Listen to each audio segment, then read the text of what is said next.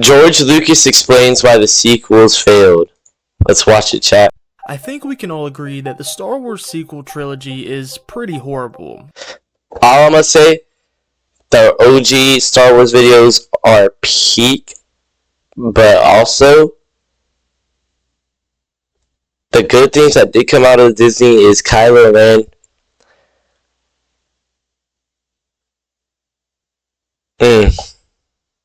Kylo Ren. Oh, and they look good. They look cool. Oh, Rogue One. Rogue One was a good movie too. Kylo Ren, Rogue One, and they look good. Everything else, Rey's not tough, Finn is not tough. I'm sure there's a small percentage Kylo of Ren people is who tough, genuinely like those movies, but I'm not even kidding. I don't know if I've ever met a single person in real life or online that really likes the sequels. Maybe they exist, but I'm still searching.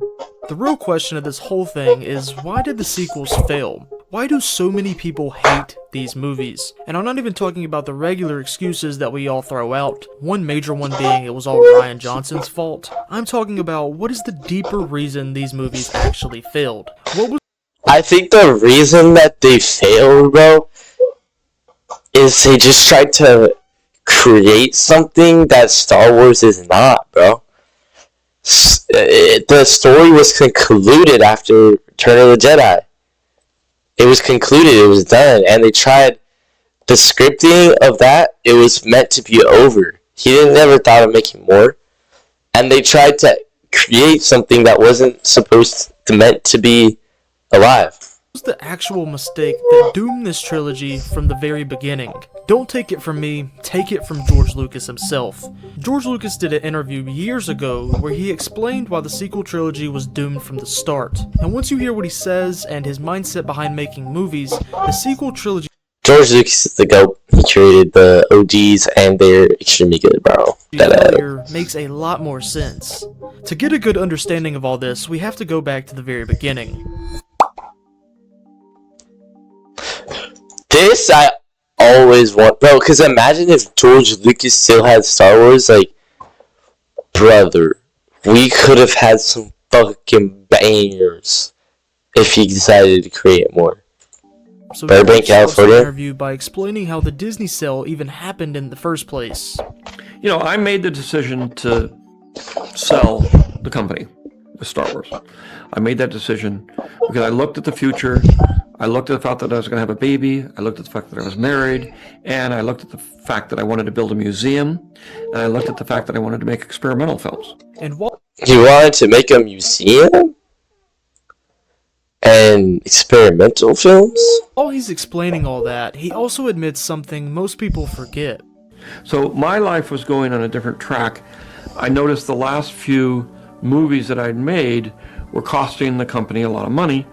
And I didn't think that was fair to the people that worked there or the company. Then he makes it clear that even before the Disney deal officially happened, he was already planning ahead for the future of Star Wars. I had made a decision to move ahead on the next Star Wars series, and we were starting to do that. So before Disney even fully takes over, George is saying that he was already moving forward on the next set of Star Wars movies. Wait, so you're telling me what he could have had? Banger ass more Star Wars? Like, it was really happening. And then he explains that they were already working on the actual writing side of it too, but things weren't really going perfectly. So you were starting to make the next Star Wars. Yeah.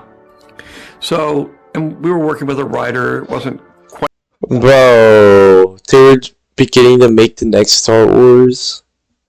We could have been blessed. working out, but I was also, I was also stepping away a little bit and turning things over to Kathy Kennedy. So at this point, George is already stepping back a little and Kathy Kennedy is starting to take on more control behind the scenes. And then George explains that this is when Disney officially enters the picture, because Bob Iger straight up approaches him about buying Lucasfilm. What happened was Disney said, Bob Iger So Disney just swooped in because they knew that he was already coming away, and Disney was like, "We gotta get rid of this guy." said, gee, if you're We gotta going buy to him sell out. your company, if you're thinking about selling it, because we were talking about retirement and what are you going to do after all this kind of stuff. And he said, well, if you really want to sell it, we're very interested. So after Bob Iger says Disney is interested, George ends up selling Lucasfilm to them, and then right after that, he says something in this interview that completely changes how you look at the sequel trilogy, because he makes it clear that when the sale happened, it wasn't like Star Wars was starting from scratch. They already had stuff being developed, they already had a direction, and George explains it himself. So that started that ball rolling. And I had the story treatments or, outlines, and So he already had the outlines and the direction of where Star Wars was going to go. So if I hear that Disney disregarded George Lucas to go, I'm going to be upset, bro. we were working on scripts. And So that proves one thing. The sequel trilogy didn't start from nothing. There were treatments, there were outlines, and there were early scripts being worked on. Which is a little weird because I remember Kathleen Kennedy saying this. Well, actually, George Lucas never wrote a script for 7, 8, or 9. Good old Kathleen Kennedy right there. But let's move on. This is where George basically I have a feeling that she's a lying corporate lady. Like, I feel like we can't trust her. explains the mindset difference that, in my opinion, ended up haunting the entire sequel trilogy. Because George says Disney was nervous going into episode 7. He talks about how Star Wars already had a messy history behind the scenes, even with the original movies. And Disney, who was a little nervous, there's one of the issues was Bruh. Game. You're not ready. the first Chat. I would be nervous too if I was Disney, because George Lucas is perfect, bro. 3 movies had all kinds of issues. And then he says what their mindset was when they looked at his story ideas. They looked at the stories and they said, we want to make something for the fans. I'm not gonna lie, on paper, that does sound like a good idea. I want to make something for the fans. Well, we know how that fucking turned out, so they did a terrible fucking job. Obviously, I want people to enjoy the movie, but George explains that his goal was different. He wasn't trying to make something that would get the best reaction in that moment. He was trying to tell the next part of the story. So I said, oh, Yeah, Disney, because that's what a fucking movie is. Like, they're just money hungry, bro.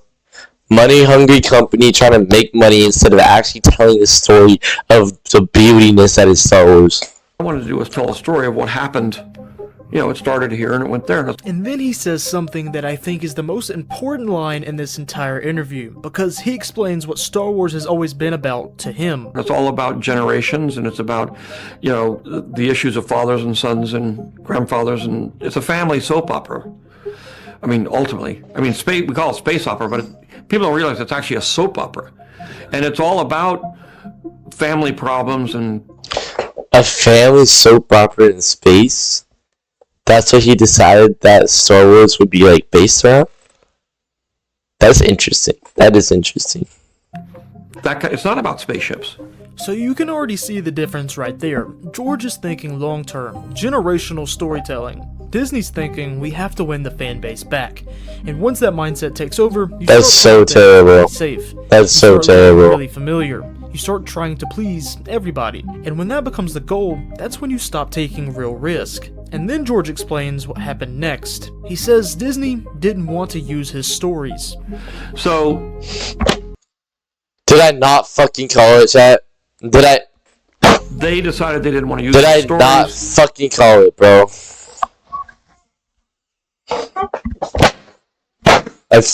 I literally said it at the...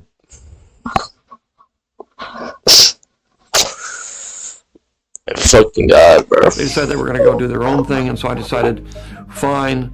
And honestly, that one decision explains so much, because if George had treatments, outlines, and scripts, and Disney chooses not to use them, that's the exact moment where the sequel trilogy loses the chance to feel like one connected story from the very beginning. And George even admits he knew it was better for him to just step away at that point, because if he stayed involved, it would have turned into a constant fight. But basically, I'm not going to try to. They weren't that keen to have me involved anyway, but at the same time I said, I'm not going to, if I get in there, I'm just going to cause trouble, because they're not going to do what I want them to do. So, and I don't have the control to do that anymore, and all I would do is muck everything up.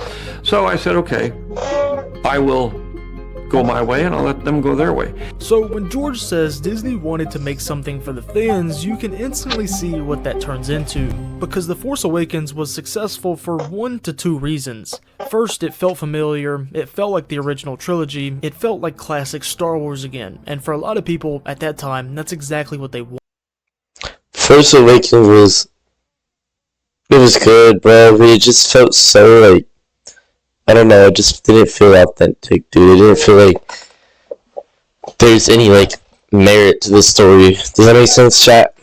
And also, it was successful because Star Wars was finally back, similar to what happened with The Phantom Menace. But George makes it clear that wasn't how he made Star Wars. He didn't want retro movies. He wanted each trilogy to feel like it was moving forward into something different. You know, they wanted to do a retro movie. I don't like that. Every movie I worked very hard to make them different, and make them completely different with, you know, different planets, with different spaceships, with different, you know, to make it new. So and are you at peace with this? And that's basically the crossroads right there. Man, bro, I feel like George Lucas might be one of the only people in the world with, like, the most skill on them. Because he knows deep down what he could have made, what could have been, and he sold out. I mean, I would probably like sell it too, but he knows deep down what he could have made Star Wars into be, bro. Oh my god.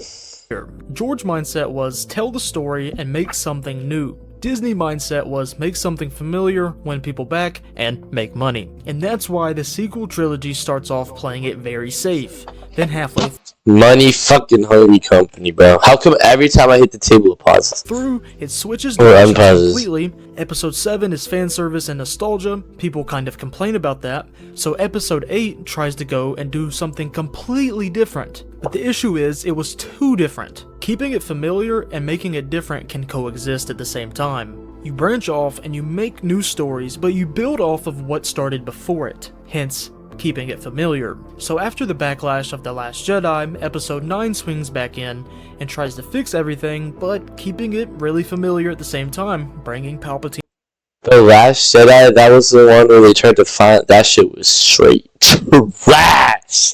back. And when the trilogy is pulled in different directions like that, it stops feeling like one story. 9 was fucking trash too, bro.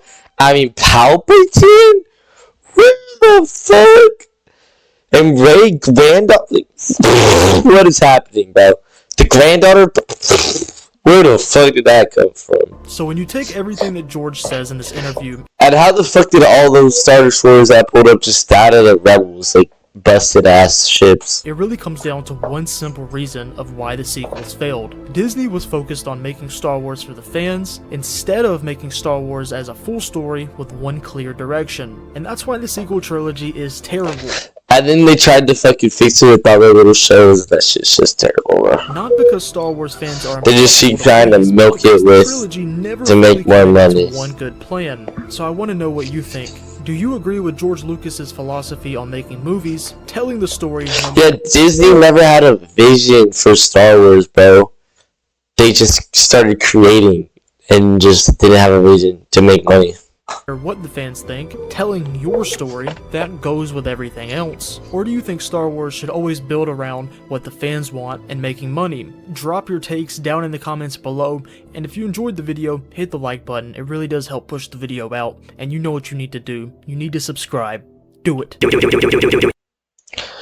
Chat, bro. The OG trilogy will always be goated. The Phantom Menace, no, not Phantom Menace. Fucking New Hope, Return of the Jedi, and Empire Strikes Back? Yeah, I think. Empire Strikes Back and New Hope, Empire Strikes Back, and Return of the Jedi. Well, alright, chat. Let's go play some R6.